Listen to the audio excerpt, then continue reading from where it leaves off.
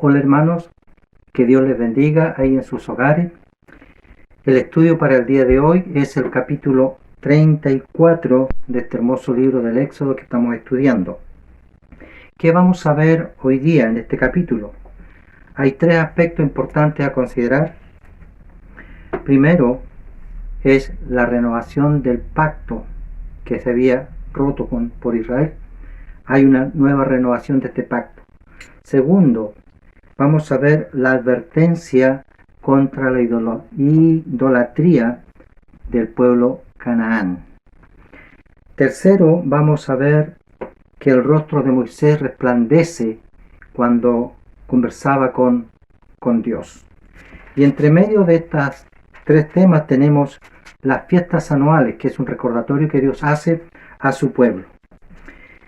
A partir de este capítulo 34, hermanos, vamos a ver que muchas cosas que ya hemos visto empiezan a repetirse nuevamente. Del 34 hasta el 40 vamos a ver que muchas cosas de las que ya hemos estado estudiando se vuelven a repetir en todos estos capítulos hasta terminar este libro. Así que tenga presente eso. Por lo tanto, vamos a ir como recordando todo lo que ya hemos visto durante estos capítulos que quedan. Así que comenzamos de inmediato con el estudio de hoy día. Vamos corriendo entonces al capítulo 34. Amado Dios, en primer lugar, te damos gracias, Señor, por la oportunidad que tú nos das, Dios, de estudiar tu palabra, de poder conocerte más, Señor. Padre, gracias por tu palabra. Señor, te pido ahora que tú nos ayudes, Señor, que nos dé sabiduría, que abra nuestra mente, Señor, para poder comprender y entender lo que tú nos quieres hablar hoy día, Señor. Padre, bendice la vida de mis hermanos que van a escuchar esta tu palabra. También, Señor, te pido tu ayuda, tu dirección, para que me des gracias, Señor, poder exhortar lo que tú en esta tarde nos enseñas. Gracias, Padre, en el nombre de nuestro Señor Jesús. Toda honra, toda gloria sea para ti. Amén. Y le damos lectura, como de costumbre, en el nombre del Padre, del Hijo y del Espíritu Santo. Y Jehová dijo a Moisés: alízate 2 tablas de piedra como las primeras, y escribiré sobre esas tablas las palabras que estaban en las tablas primeras que quebraste. Prepárate pues para mañana, y sube de mañana al monte de Sinaí, y preséntate ante mí sobre la cumbre del monte. Y no suba hombre contigo, ni parezca alguno en todo el monte, ni ovejas ni bueyes pascan delante del monte. Y Moisés alisó 2 tablas de piedra como las primeras, y se levantó de mañana, y subió al monte Sinaí, como le mandó Jehová, y llevó en su mano las 2 tablas de piedra. Hasta ahí. Hermano, lo que vemos primeramente aquí es que después que Dios le manifiesta a Moisés su buena voluntad para reconciliarse con este pueblo, ya recordemos que aquí había un pacto que se había roto. En el capítulo 32 veíamos las consecuencias de haber adorado a este becerro de oro que el pueblo de Israel se había hecho. Por lo tanto, ese pacto se había roto y ahora vemos la renovación de un nuevo pacto. Ahora entonces, ahora que ya el pueblo se ha reconciliado con Dios, ahora Dios también le promete en el capítulo 33 que vio nuestro hermano Carlos, le promete nuevamente que su presencia estaría con ellos. Así que vemos entonces que debido a esto que ocurrió en el capítulo 32, tenemos aquí ahora un nuevo pacto renovado, que hay una nueva reconciliación con su pueblo y el pueblo empieza nuevamente a caminar en la presencia de Dios. Ahora también vemos que Israel ha hecho ya las paces con Dios, ¿cierto? Dios ya hizo castigo, hizo juicio con todo lo que ocurrió y ahora el pueblo debe renovarse en este nuevo pacto y volver a empezar, como podríamos decir. Así vemos que Moisés recibe la orden de Dios de nuevamente de ir y prepararse 2 tablas. La primera, recordemos que él las rompió, y aquí Dios le hace recuerdo de eso, la que rompiste, la que quebraste, le dice. Pero ahora él tenía que alisar esas tablas para que Dios volviera a escribir los 10 mandamientos sobre ellas. Y le da instrucciones para que él se prepare las 2 tablas y se prepare él también y suba al monte para recibir nuevamente las leyes de Dios. Y le hace una advertencia: que no esté ningún hombre alrededor del monte y que ningún animal, oveja, buey, esté pastando alrededor del monte para que no muera. La presencia de Dios era tremenda, hermano, que nadie podía acercarse a Dios. Nadie podía estar cerca, ni siquiera tocar el monte cuando Dios hablaba con Moisés. Nuevamente le hace esta advertencia. Vemos entonces todo esto en los primeros capítulos. Cómo Moisés nuevamente sube al monte con las 2 tablas de piedra. En el versículo 5. Y Jehová descendió en la nube y estuvo allí con él, proclamando el nombre de Jehová. Y pasando Jehová por delante de él, proclamó: Jehová, Jehová, fuerte, misericordioso y piadoso, tardo para la ira y grande en misericordia y verdad, que guarda misericordia a millares, que perdona la iniquidad, la rebelión y el pecado, y que de ningún modo tendrá por inocente al malvado, que visita la iniquidad de los padres sobre los hijos y sobre los hijos de los hijos, hasta la 3ª y 4ª generación. Hasta allí visita la maldad nuestro Dios, hasta los bisnietos. La primera generación son los padres, la segunda los hijos, la 3ª los nietos y la 4ª los bisnietos. Hasta los bisnietos a veces son alcanzados por el pecado de los adultos. Imagínense. Qué fuerte es esto, hermano. Entonces aquí ahora vemos que Dios está proclamando su gloria delante de Moisés. Está proclamando su gloria y le dice: Jehová, Jehová, fuerte, misericordioso y piadoso, tardo para la ira y grande en misericordia y verdad, le dice. Delante de Moisés proclamando, diciendo Jehová, proclamando su gloria. Esta proclamación es digamos, el cumplimiento de la promesa que Dios también le había hecho en este capítulo 33, el capítulo anterior, a Moisés. En el 33:19 dice: y yo haré pasar todo mi bien delante de tu rostro y proclamaré el nombre de Jehová delante de ti, le dice. Y en el 22 del capítulo 83 le dice: y cuando pase mi gloria, yo te pondré en una hendidura de la peña y te cubriré con mi mano hasta que haya pasado. Aquí ahora está cumpliendo lo que Dios le había prometido a Moisés, que iba a proclamar su gloria delante de él y que él iba a estar nuevamente allí protegiendo a Moisés y lo iba a esconder en una hendidura de una roca para que Moisés no muera. Eso es lo que está haciendo ahora Dios. En lo que Dios se está dando ahora a conocer, como dice, proclamando su gloria, debemos entender, según los teólogos, lo que Dios está proclamando ahora, hermano, es que Dios está dando a conocer en su gloria, dice, de su gracia, de su gloria, de su bondad. Se está dando a conocer en toda lo suficiente que es para nosotros. En eso se está dando a conocer cuando proclama: grande en misericordia y verdad, que guarda misericordia a millares, que perdona la iniquidad, la rebelión, el pecado. Se está dando a conocer en estos 3 aspectos: en la gloria de su gracia, en la gloria de su bondad y en la gloria de todo lo suficiente que Él es para nosotros. Y recordemos que anteriormente, en el capítulo 3, nosotros también veíamos cuando Dios se dio a conocer a Moisés por primera vez, cuando le dice, cuando Él le dice: ¿y qué le voy a decir? ¿Quién me envió? ¿Quién me mandó? Y Dios le dice: yo soy el que soy.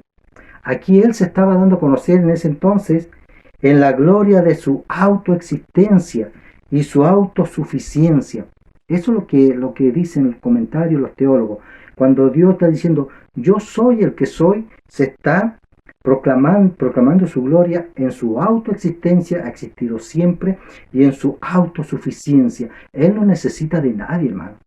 Él es Dios. Por eso dice, yo soy el que soy. En ese aspecto Él se está dando a conocer en el capítulo 3. Y aquí vemos que Él se está dando a conocer ahora en su toda autosuficiencia que Él es.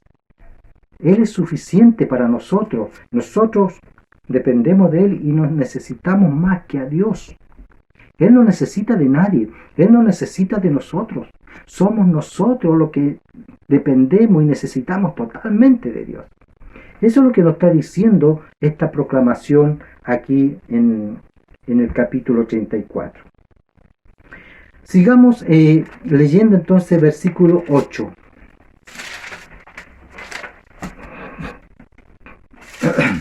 Pero antes de pasar al versículo 8, echemos una miradita aquí a lo que Dios dice, ahondemos un poquito más, hermano, en lo que Dios dice acerca cuando Dios habla de su misericordia, de su bondad, de su perdón.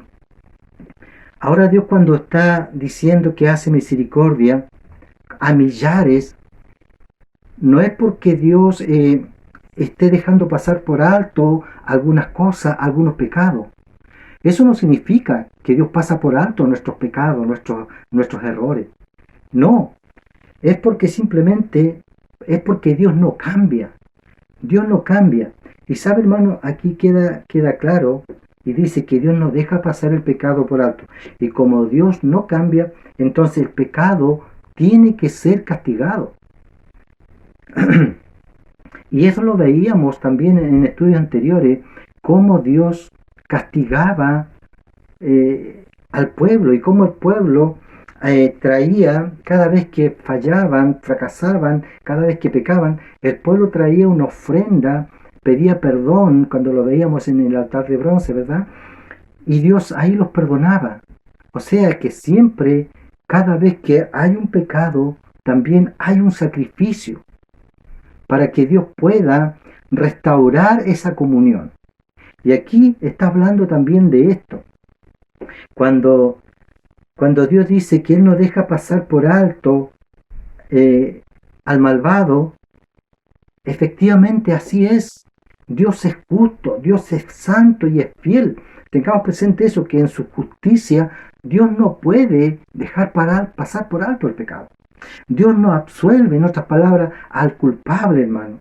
Así como que, bueno, este no fue tanto lo que cometió, así que dejémoslo pasar. No, de ninguna manera. Aunque el pecador se arrepienta, siempre tiene que haber un sacrificio para perdón. Y aquí donde uno empieza a maravillarse, porque aquí empieza nuevamente, como veíamos, entra nuestro Señor Jesucristo en este plano. Podemos ver ahora que también pasó lo mismo con nosotros. Nosotros hemos cometido pecado, iniquidad, hemos sido rebeldes, hemos cometido iniquidad. Pero viene nuestro Señor Jesucristo, a través de ese sacrificio en la cruz del Calvario, nos perdonó nuestros pecados. Nuestros pecados no fueron pasados por alto. El Señor tuvo que pagar por cada uno de nuestros pecados, hermano. Qué maravilloso es poder entender y cómo nos llena de alegría saber que ahora nosotros no necesitamos de hacer un sacrificio para venir a Dios, sino que simplemente el sacrificio de nuestro Señor Jesucristo es suficiente para perdonar nuestros pecados. Qué maravilloso es esto, hermano, saber que tenemos a nuestro Señor Jesucristo, el que dio su vida por usted y por mí, para que fuésemos perdonados, para que fuésemos limpiados de esta lepra, de este cáncer del pecado. Eso es lo que está diciendo Dios. De ninguna manera deja pasar por alto la rebelión, el pecado del culpable. Tiene que haber un castigo, tiene que haber también un sacrificio. Y este sacrificio lo hizo Cristo, nuestro Señor. Él fue que perdonó a millares, e hizo misericordia, perdonó la iniquidad, perdonó la rebelión y el pecado de todo el mundo. Qué maravilloso es esto, hermano, como Dios Dios empieza a mostrarse nuevamente a nuestro Señor Jesucristo. Versículo 8.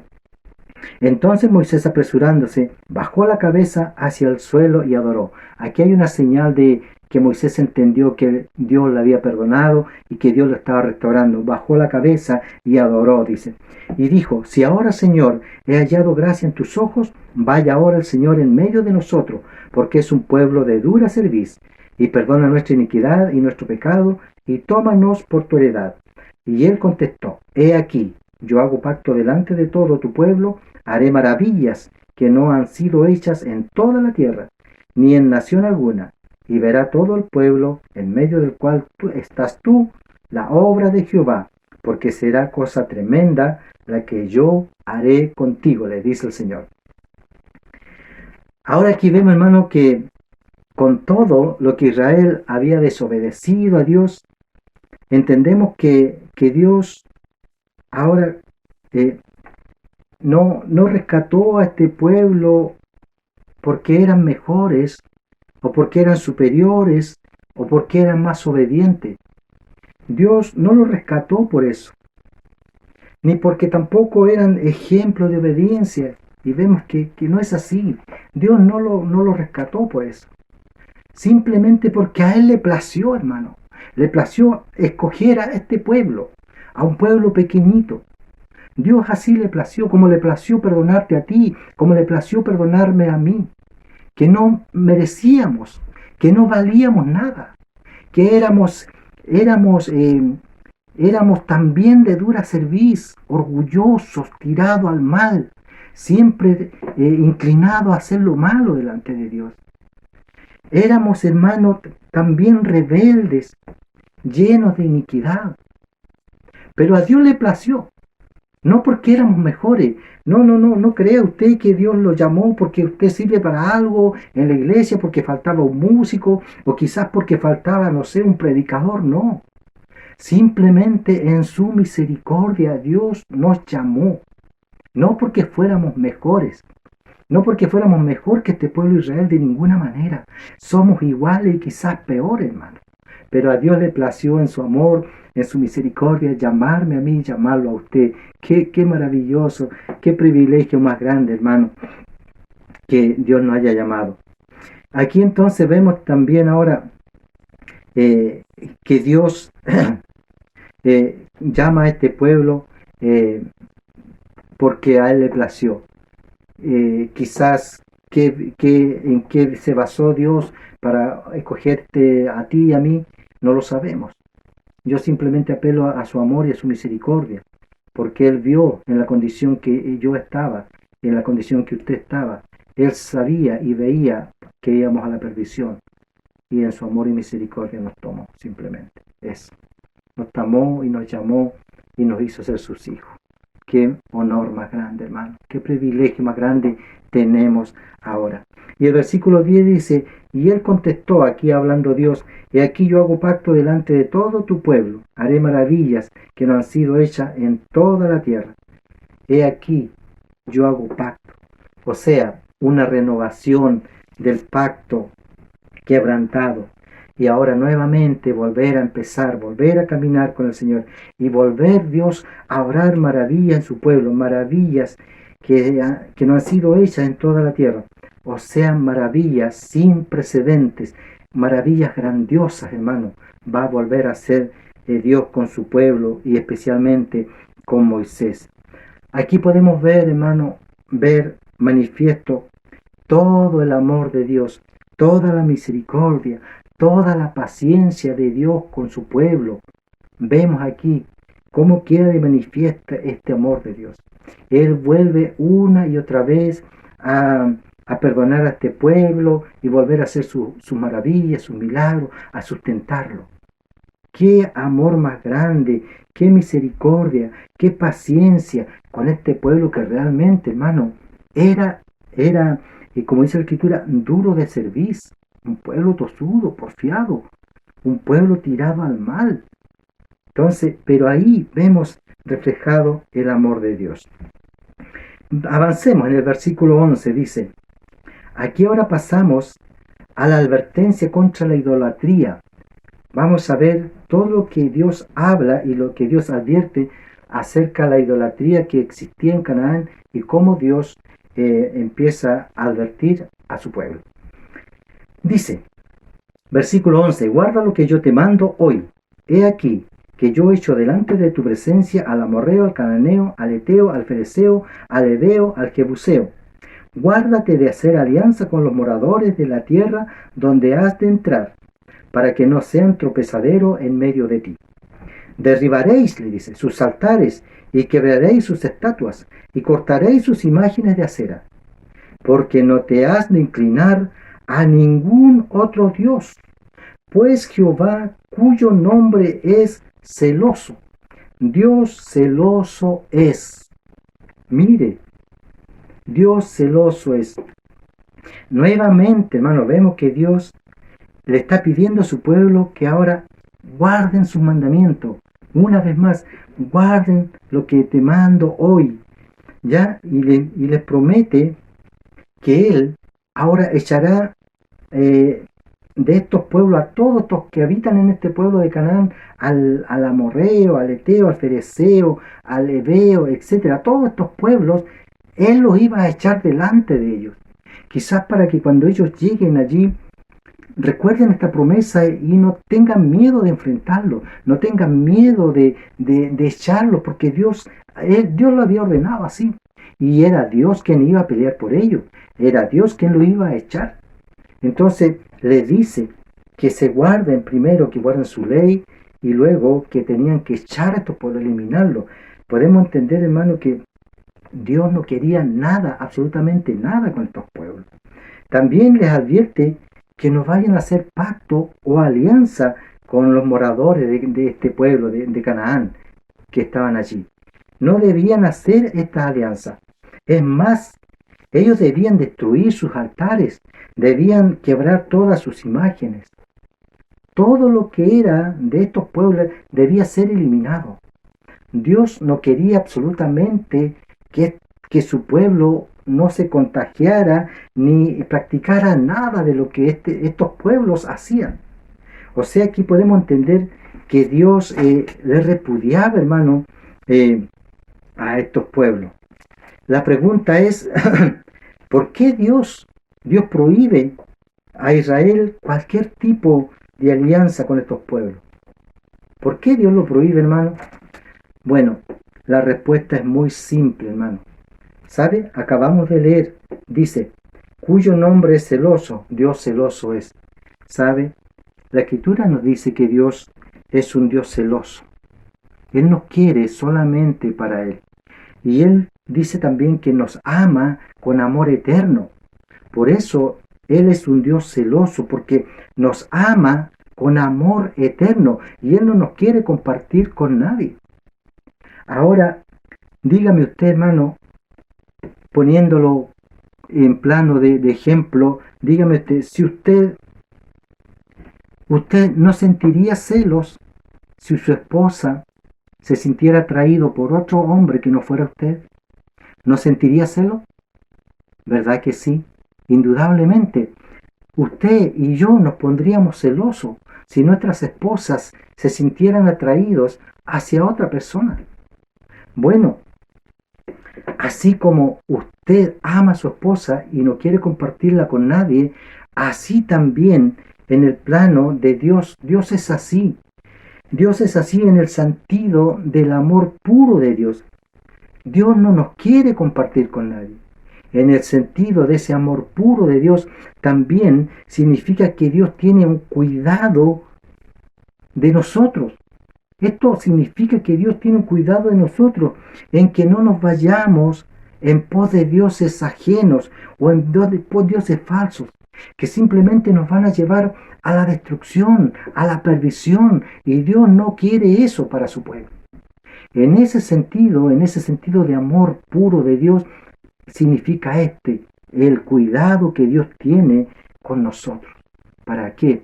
Para que no suframos las consecuencias de tener alianza con otros que no comparten nuestra fe, por ejemplo, de no tener amistades con aquellos que se burlan de Dios, con aquellos idólatras que se arrodillan ante otros dioses.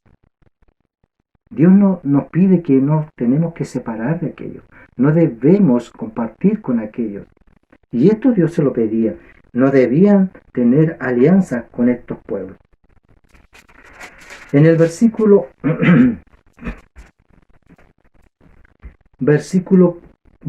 15. Vamos a comenzar con el versículo 15. Dice: por tanto, no harás alianza con los moradores de aquella tierra, porque fornicarán en pos de sus dioses y ofrecerán sacrificio a sus dioses, y te invitarán y comerán de sus sacrificios, o tomando de sus hijas para sus hijos, fornicando sus hijas en pos de sus dioses, harán fornicar también a tus hijos en pos de los dioses de ellos. No te harás dioses de fundición. Mire lo que dice: no te harás dioses de fundición. Entonces, hermano, ahora podemos entender, a la luz de lo que hemos leído, podemos entender que estos pueblos, hermanos, que habitaban ahí en la tierra de Canaán, donde iba a llegar el pueblo de Dios, estos pueblos realmente estaban llenos de idolatría y de inmoralidad. Era un pueblo que Dios desechaba, un pueblo que Dios no quería saber nada de ellos. Por eso Dios quería que su pueblo esté totalmente separado de todas estas prácticas de ellos. Y por eso Dios le encomendaba que no hagan alianza, que derriben sus altares, que quiebren sus imágenes. No debía haber nada que los pueda tener alguna relación con estos pueblos. Dios quería que su pueblo esté totalmente separado de todos estos pueblos. También les prohibió tener alianzas familiares, o sea, tomar mujeres de estos pueblos para los hijos del pueblo de Israel. ¿Y sabe por qué Dios prohíbe esta alianza entre parejas que no comparten la misma fe? También es simple, hermano. También es simple. Porque el peligro de unirse a una esposa que no comparte tu fe es evidente. Es un peligro que vamos a tener sí o sí. Así que por lo tanto, ¿por qué? Porque cuando nosotros nos unimos a nuestras esposas, hermano, como hombres, usted sabe que nosotros siempre o casi siempre terminamos cediendo, ¿cierto? Y complaciendo a nuestras esposas. ¿Por qué? Porque la amamos. Bueno, lo mismo iba a pasar acá con este pueblo. Si ellos hacían alianzas familiares, se unían, tomaban esposas de estos pueblos, sin duda los hijos de Israel iban a terminar yéndose en pos de estos dioses que estas mujeres adoraban en ese lugar. Porque, por lo que dije, porque siempre por amor uno termina cediendo, termina complaciendo a sus esposas. Y sin duda iba a pasar esto, hermano. Dios lo sabía. Por eso les prohibía tomar esposas. Porque imagínense que se hubiese casado una mujer de estas con un hijo de Israel. Quizás al principio, bueno, iba a ver, no, si es una imagen que no hace daño nada. Está ahí, ni siquiera se mueve. Así que no hay problema que mi esposa la adore. Yo la adoro al Dios verdadero. Pero pasado el tiempo, todos los días iba a estar esa imagen ahí quizás. Y nosotros de repente le íbamos a mirar y quizás hasta bonita le íbamos a encontrar, hermano. Y de repente quizás haciendo aseo hasta el polvito le íbamos a sacar. Total es la imagen de nuestra esposa. Y así de a poquito vamos cediendo y de a poquito nos vamos yendo detrás de dioses ajenos. Y eso es lo que Dios no quiere. Dios no comparte su gloria con nadie. Dios no nos comparte a nosotros con nadie más. Él no quiere que nos postremos ni adoremos a ningún otro Dios que no sea Él. Por eso Él ponía todas estas advertencias. Dios veía y conocía el peligro. Ahora, hermano, viendo todo esto que aconteció con el becerro de oro, viendo todo esto, que el pacto debido a la misericordia de Dios fue renovado, ahora, ¿usted cree que Israel obedeció toda esta advertencia? ¿Usted cree que Dios la obedeció, que el pueblo de Israel obedeció todo esto que Dios en su nuevo pacto le había recordado nuevamente? Mirando todas las circunstancias que allá habían pasado. ¿Usted cree que el pueblo de Israel obedeció a Dios? Lamentablemente, hermano, no. El pueblo de Dios no obedeció a Dios. El pueblo de Israel no obedeció a Dios. Y una vez más, el pueblo desobedeció a Dios y volvió a caer, hermano, en la idolatría.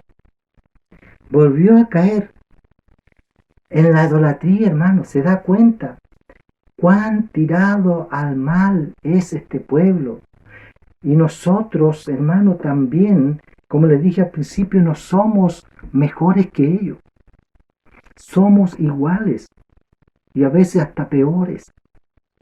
Este pueblo, a pesar de todo eso, no obedeció y volvió a desobedecer a Dios y volvió a caer en este mismo pecado de la idolatría. Y vamos a ver en otros estudios más adelante que debido a esta desobediencia nuevamente, el pueblo ahora fue al exilio. Dios lo permitió que se fueran al exilio a Babilonia. Ahí estuvieron cautivos ahora. Y allí este pueblo nuevamente sufrió y lloraba a la orilla del río Babilonia y recordaba todo lo que había vivido con Dios, pero ahora estaban exiliados. Y ahí el lamento, el llanto fue tremendo, hermano, de este pueblo, por haber nuevamente desobedecido a Dios.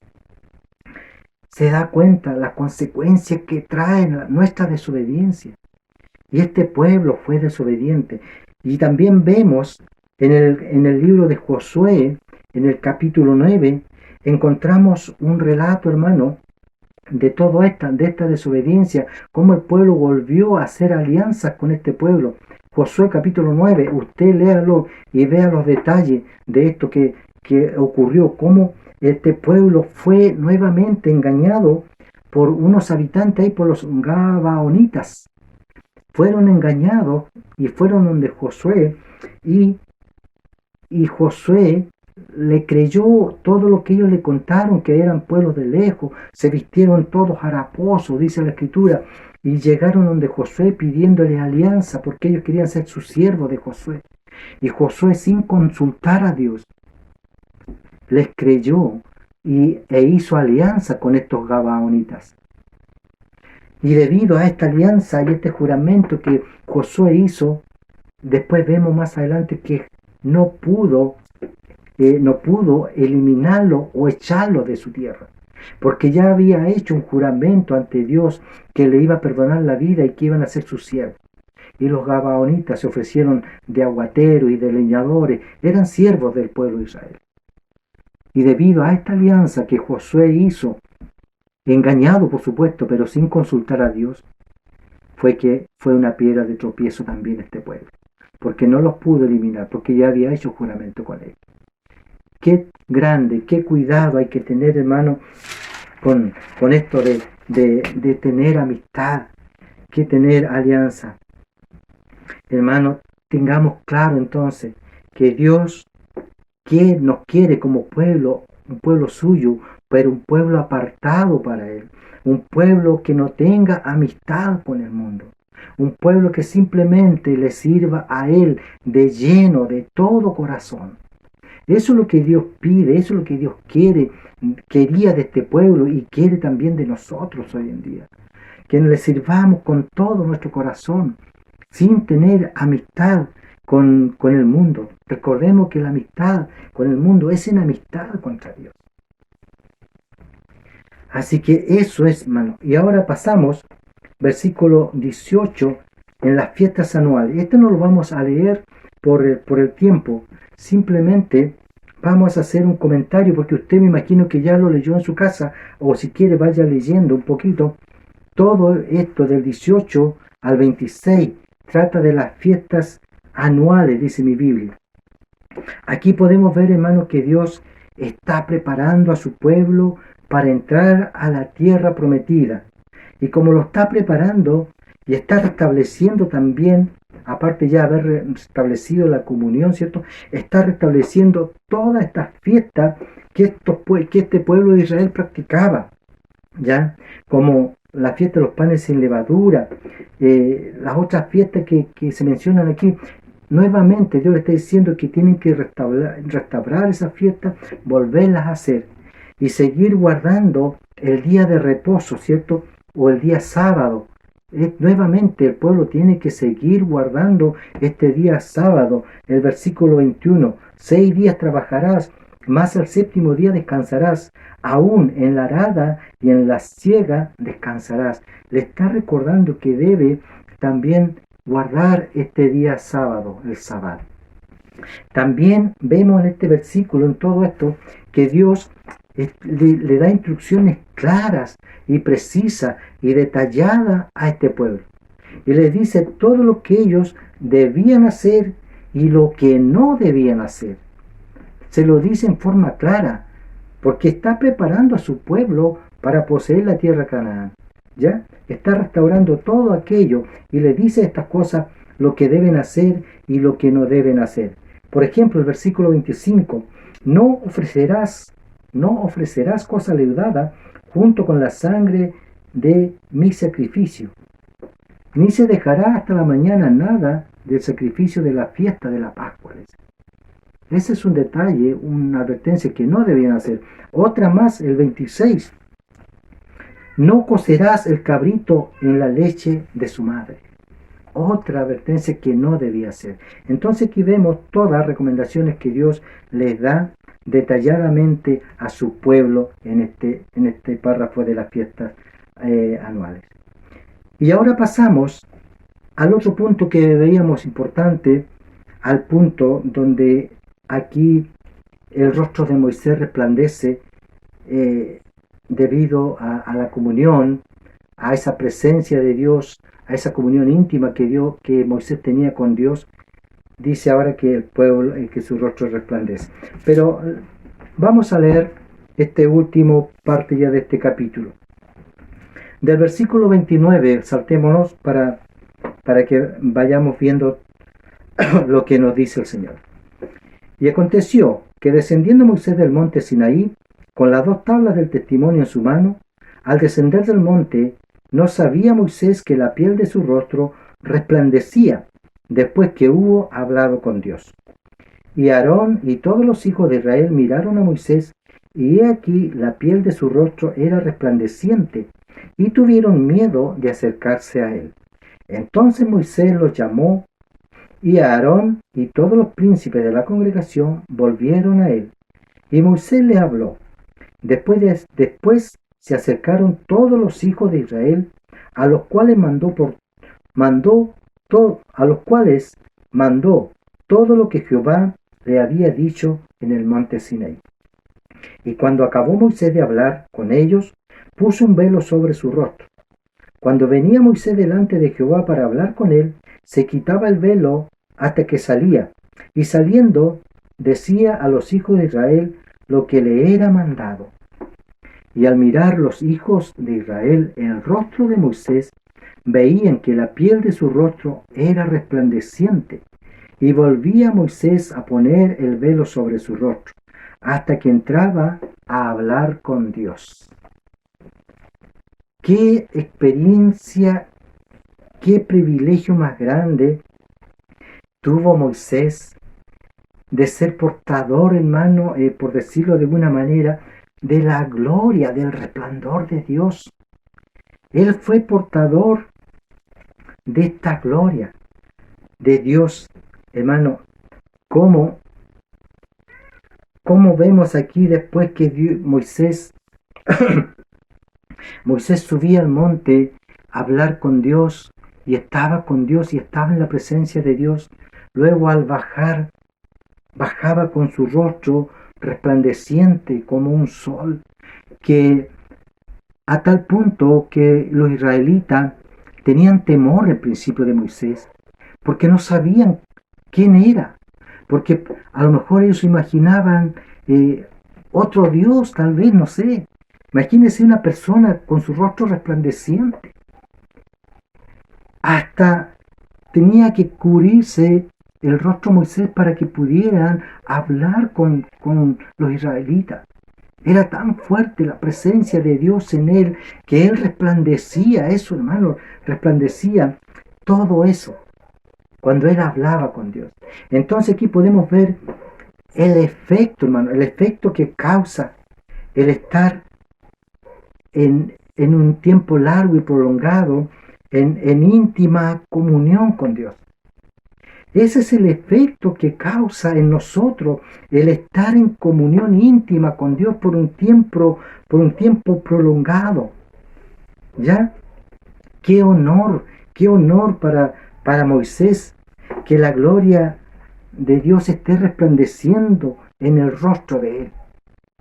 Qué honor más grande, hermano, lleno de la gloria de Dios, el efecto que causa la presencia misma de Dios cuando estamos en intimidad con el Señor. Recuerde que Moisés estuvo en la cima de la montaña 40 días y 40 noches. Y durante ese tiempo, Moisés, al igual que Jesucristo, no comió, ni bebió, ni quizás durmió, hermano. No se alimentó. Moisés no tuvo necesidad de comida alguna durante 40 días y 40 noches. Sino que simplemente, yo me imagino, en este 40 días y 40 noches al no comer nada, pero sí, hermano, Moisés estuvo en un banquete espiritual con Dios. Y no necesitaba de esta comida terrenal que nosotros nos alimentamos. Porque Dios es suficiente para todas las cosas en nosotros.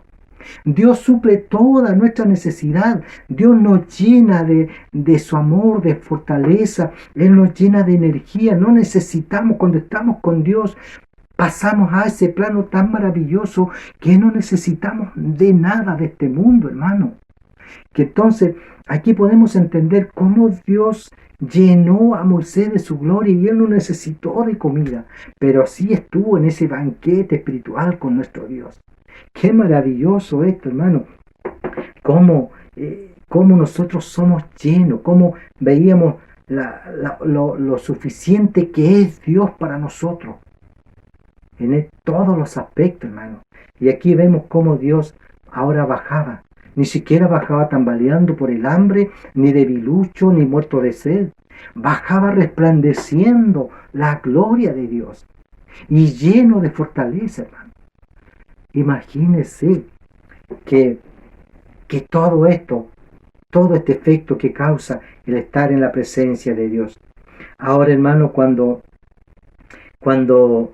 Cristo entra en nuestra vida o viene a morar en la vida del ser humano, del hombre, y éste se deja llenar, se deja que Dios realice su obra en nosotros. Cuando el ser humano, el hombre, deja que Dios obre, también empieza a haber una relación estrecha con Dios.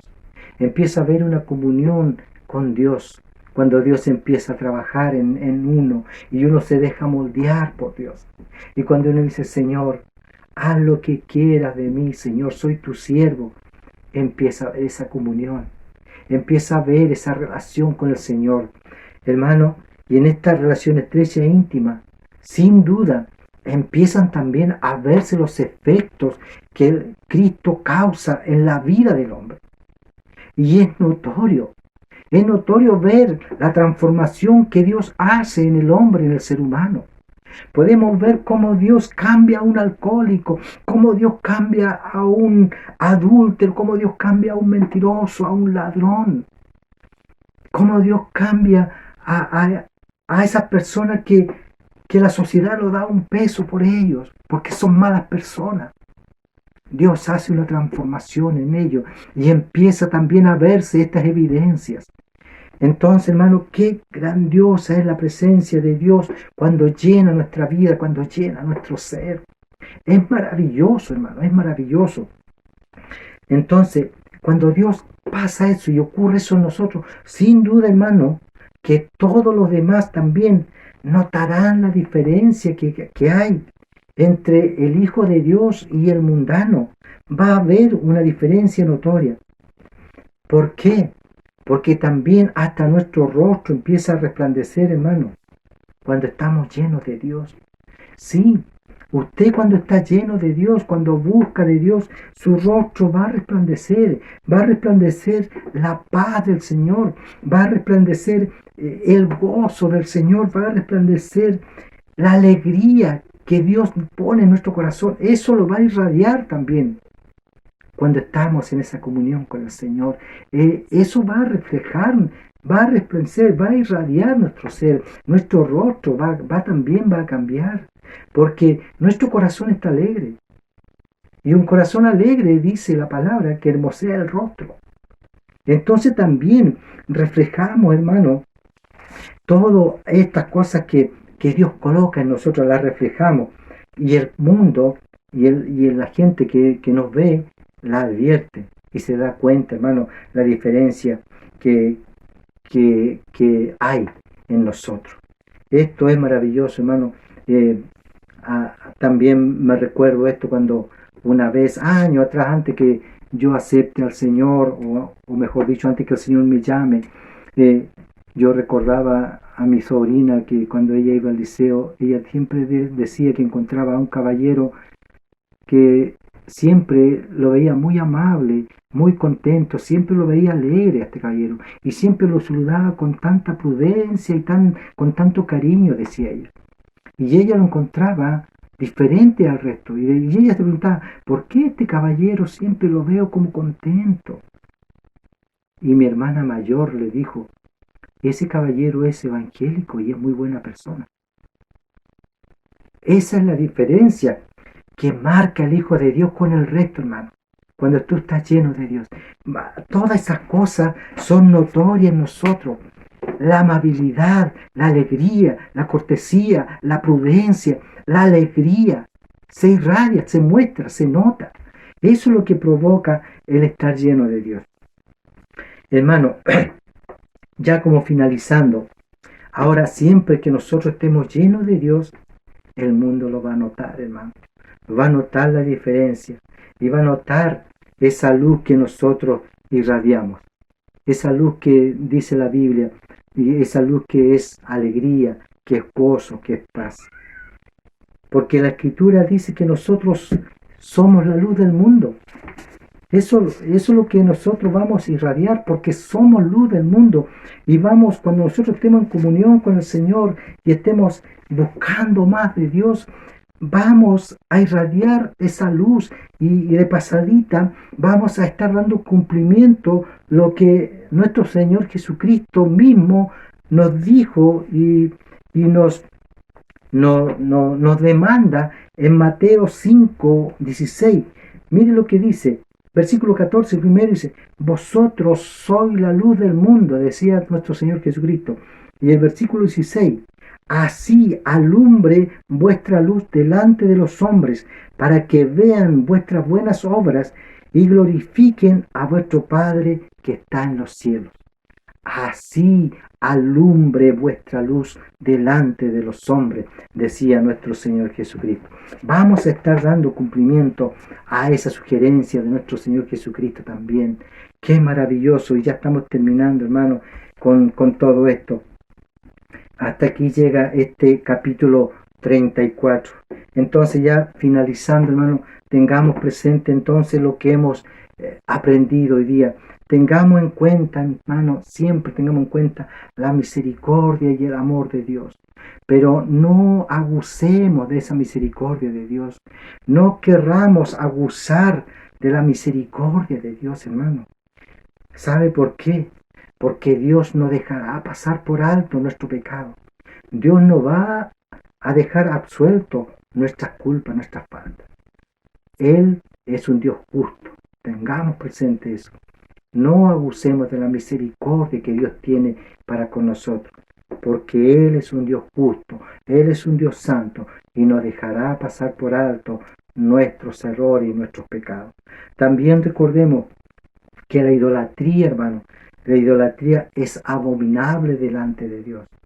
La idolatría es una abominación delante de Dios. Así lo ve y así lo hemos visto ahora en la Escritura. Ya, la idolatría, Dios le es abominable. Y también recordemos por último que la amistad con el mundo es enemistad con Dios. ¿Ya?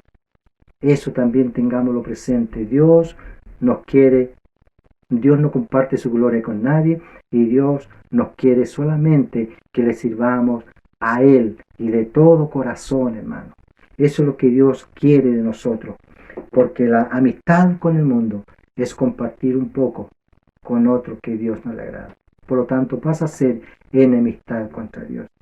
Dios, como dije, no comparte con nadie. ¿Y sabe por qué? Porque simplemente Dios te ama, hermano. Dios me ama. Por eso Dios es celoso. Por eso Dios no nos comparte con nadie. Por amor, porque nos ama tanto, que fue capaz de enviar a su Hijo a morir en una cruz. Por amor. Qué maravilloso. Qué amor más grande. ¿Cómo entonces, hermano? ¿Cómo entonces no aferrarnos? ¿Cómo no querer estar en la presencia de nuestro Dios? Es maravilloso, hermano. Que Dios les bendiga, amado hermano. Hasta aquí ha sido el estudio de hoy. El próximo martes estaremos ya con el capítulo 36 que estará viendo nuestro hermano Carlos. Que Dios les bendiga. Muchas bendiciones, amado hermano.